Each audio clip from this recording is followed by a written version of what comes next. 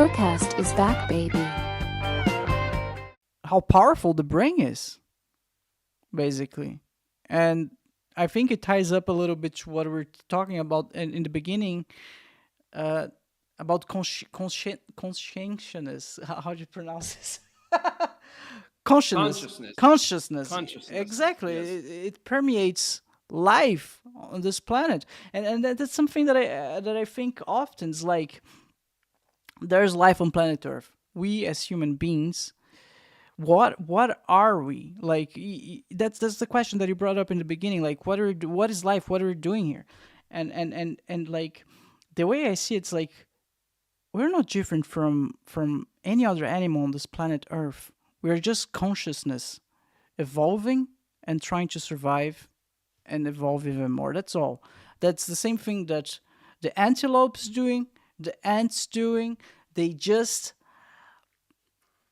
manifest differently because they evolved in a different environment. The reason why birds fly and penguins don't is like because they evolved in different environments, but they are just the universe and the conscious of the universe trying to move forward. I don't know if this any of this makes sense, but Absolutely. that's something that I also ask myself from time to time. Is like, what is life? What are we? Is consciousness like being generated by a computer in the fourth dimension, and that's what making life happen? I don't know. I don't know. So my question would be: do you believe in different dimensions and beings in fourth, fifth dimensions? Are those things real? Are aliens real? Yeah. Well, I'll tell you one thing again. I don't use the word believe. I have Okay. evidence for things, Okay. right? Through direct experience, not because I read somebody and I have to believe. So I can tell you that there are much higher dimensions than this here, because as I described using these very simple analogies, this here is the dimension of frozen ice, so to speak. Yes. Yeah. But there are other dimensions where this energy that is frozen as solid gross matter here is actually much, much freer, and it's kind of in the shape of water, so to speak, to use this analogy again. Yeah. Or maybe as a form of steam, but it's not as concrete and settled in its forms and shapes. And it's very different. It's absolutely beautiful and stunning when you have the ability to perceive in those dimensions once you've developed to a certain degree. It's absolutely mind-blowing. Are aliens beings from those other dimensions visiting us? Well, I don't think they're visiting us. They're among us all the time. They're different energies, but obviously they're in a sense like here's the thing. Space and time as a concept, because it's just a concept, mental concept, only exists in the physical realm. Because you need to know that you're over there and I'm here in order to establish relevance between me and you, like further or closer apart, lower or higher in altitude, and so on and so on. In the other dimensions, those things do not exist. There is no space and time. Everything is kind of almost immediate. And for example, our science, or part of it, that is still very in its kind of like initial stage, quantum physics and quantum mechanics proves that everything is entangled, meaning that you can have a particle at the other end of the universe, God knows how far away it is, and another one at the other end, and they're simultaneously in each and every moment knows what everybody's kind of thinking, so to speak, to use simple terms. So if that particle on the other end of the universe was decided that to be red, the other one knows automatically, so it chooses to be blue. Mm-hmm. So there is no time and space. It only exists here. These beings, entities, or you can call it containers of consciousness. That's what I like to look at them as. They're conscious beings, but they're not physical beings. They're energetic beings. They're beings of energy and consciousness. And they're among us. We just don't have the ability to perceive them. They don't visit us. They're here all the time. Mm-hmm.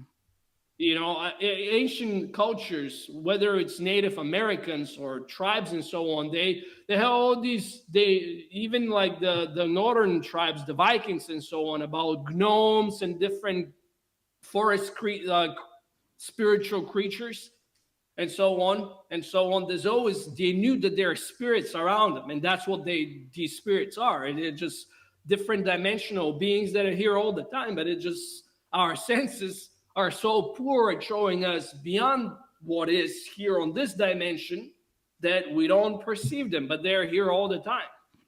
They don't really, in my experience, they don't really interact with us in the sense that you would, or try to do anything to us. They're just being there because they're just, wandering around for their own reasons, whatever data they're collecting. That's the way I see it, and from the perspective of the consciousness that's within me, that's within everybody, and every single animal and every single atom for that matter, because every atom is conscious. There is no matter that is not conscious. It's conscious at a different degree.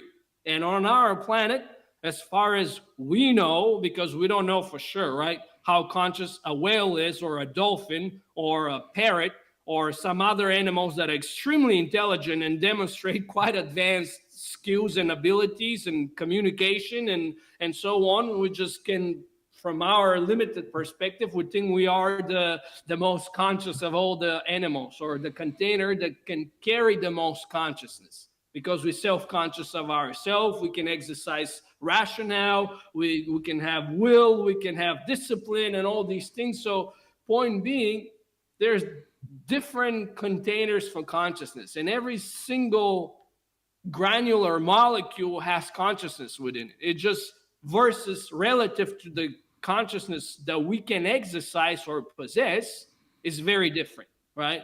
It would look like, almost like if you were to compare a rock to a frog, because they both vibrate. The molecules in them vibrate, so they're alive in some way. And they have preferences, right? There are these molecules within them, electrons and positrons and blah blah blah, all these different elements that already have what, like, if you were to examine a flower, how does a flower know where is the sun? So it rotates and points at it, and when it gets dark, to close off and kind of protect itself for the night. Now, this is a form of consciousness. It just, versus minds, is a little less. And that same consciousness that is in the flower, you can gradually imagine, or so to speak, go down the rabbit hole, or in a, like, zoom out of the picture, or zoom in microscopically and see that every single cell carries a degree of consciousness itself, and every little molecule or atom or particle that makes that cell has its own degree of consciousness, and so on and so on. So there's consciousness throughout the universe. There are different just containers, and it's organized in different forms. Mm-hmm, mm-hmm. Yeah, yeah, and going back again to the ancient civilizations and the people from the past, like the Japanese, they have a whole religion around that, the Shintoism. Shintoism, as far as I know, I don't practice, is basically you believe that everything around you has consciousness. The rock, the tree, every single element from nature is alive. Everything's alive, and it's funny to see. You can see like references on that from that on several animations from Miyazaki, who's great. Like you always see, like I think on Princess Mononoke, you have like all the nature spirits. I mean, all the fans, they know what I'm talking about. But yeah, the Japanese, they knew about that a long, long time ago. It's nothing new. Like, consciousness is everywhere, permeates everything. Like, oh man, I'm not sure if you're familiar with Star Wars. They say the same on Star Wars. Star Wars again. It's a it's a it's a mix of